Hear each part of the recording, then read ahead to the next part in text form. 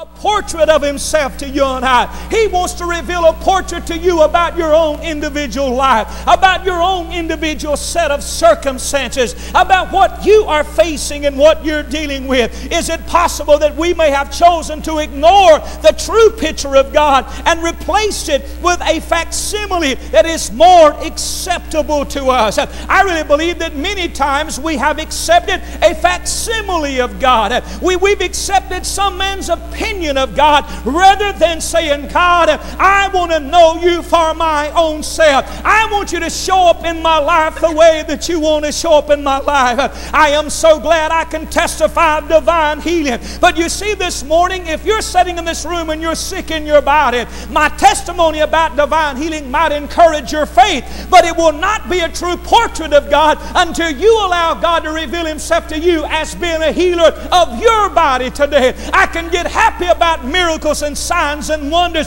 I can get up here and I could talk 30, 40 minutes or an hour. I could tell you about great revivals that I've been involved in, great meetings that I've been involved in. But you see, God doesn't just want us to fax you a facsimile of Him. He wants to reveal a portrait of who He is in your heart and in your very life today. He wants to be peace to you today. He wants to be joy to you today. He wants to be hope to you within this hour. He wants to be to you what His Word declares He can be to you and be in your heart and be in your life today. Hallelujah. Is it true that we may have found ourselves accepting a facsimile rather than really seeing God as He is? The church in this hour must become intimately acquainted with the Lord of our lives. I know that we may become a little squeamish and we may become a little bit afraid of that terminology, and maybe we're afraid of bringing that secular terminology into the church world, but we need to become intimately acquainted with our Father. When I read the story of Moses here in his relationship with God, it doesn't seem to me that Moses is afar off from God. There seems to be intimacy and fellowship and communion. Oh, church, within this hour, realize that I am not trying to whip up some spiritual frenzy among us. As a matter of fact, I'm going to preach and talk a little bit about that in a moment. What I believe God is saying in this hour, I really believe He's saying to us, I simply want to come down and reveal to you who I am and reveal what I have to offer to you as being God of this world. He wants intimacy with you and I. He wants fellowship with you and I. He wants to go. I said we've got information overload in the church. We've got more books and less God. We need more God and less things of the world. God, we want you in this hour. We want the presence of God. We want God to reveal Himself. I can give you a book on walking through grief. I can give you books on about being with you through in difficult times. But there's nothing better than Him showing up and walking down the path of grief with you and I. That's what He says. He says, don't take my book on grief. Let me show up and be the bearer of your grief. Let me show up and be the bearer of your sorrows. Let me show up and give my long suffering and give my grace and give my mercy. Yes, I don't want no one to misinterpret me. And those who may see this on television, I don't want them to misinterpret that either. I'm not a narrow-minded person. I believe in education. I believe in receiving understanding. Thank God for my library. And I buy books for my library. But I do not want to accept something written on a cold page when I realize He can show up and be what I need Him to be within this hour. That's what He says to Moses. Moses, you want to see my glory? Here's my glory. It's my long suffering. It's my grace. It's my mercy. It's my power reaching out to thousands upon thousands. Moses, that's what my glory is all about. It's about me talking about God. Not about me, but about God. It's about God being to us what He can be. I want Him to be allowed. I want to allow Him to reveal this glory to us. Contrary to some Christians' thinking, the glory of God is not just a physical manifestation of some kind.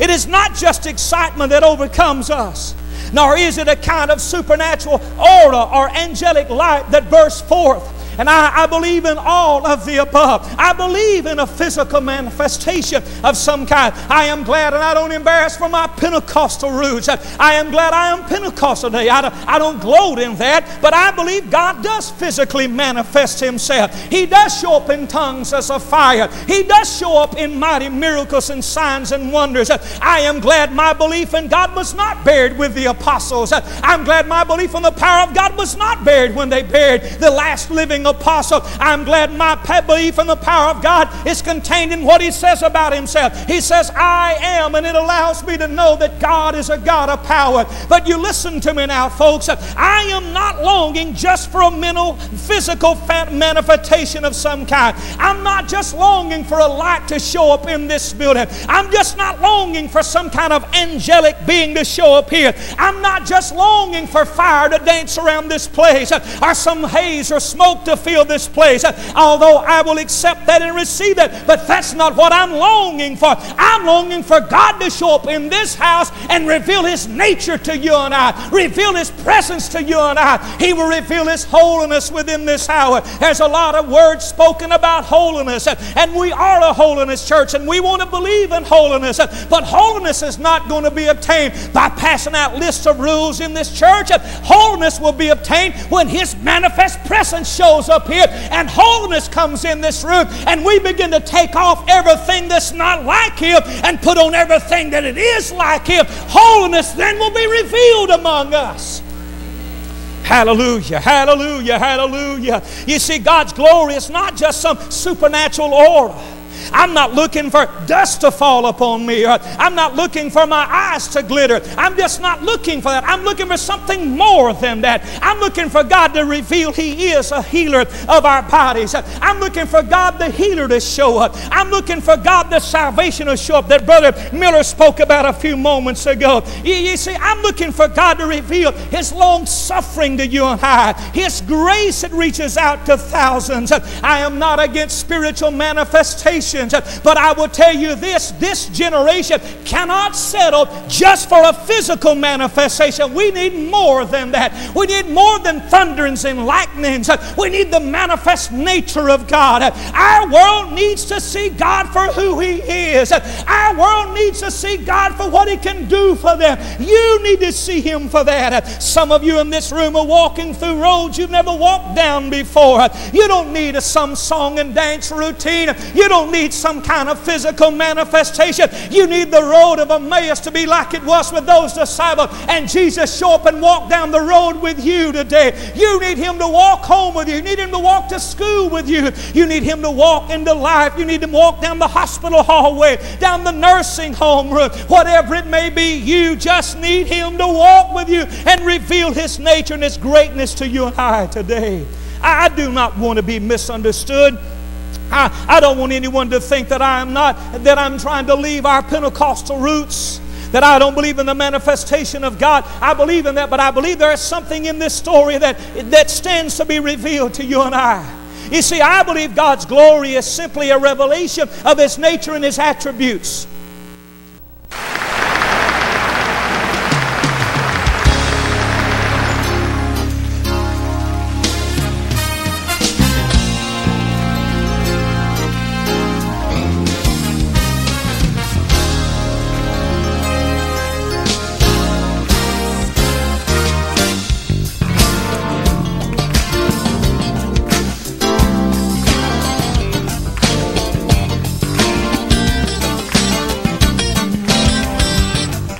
Come into your presence, Lord, with a sacrifice of praise.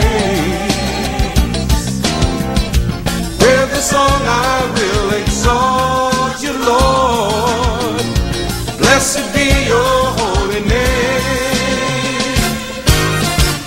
I will give you all the glory. You delivered me from shame.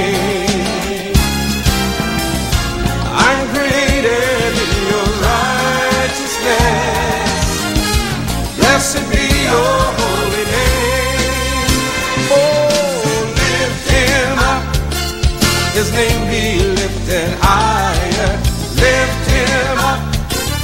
exalt His holy name. Come on and lift Him up, His name be lifted higher. Exalt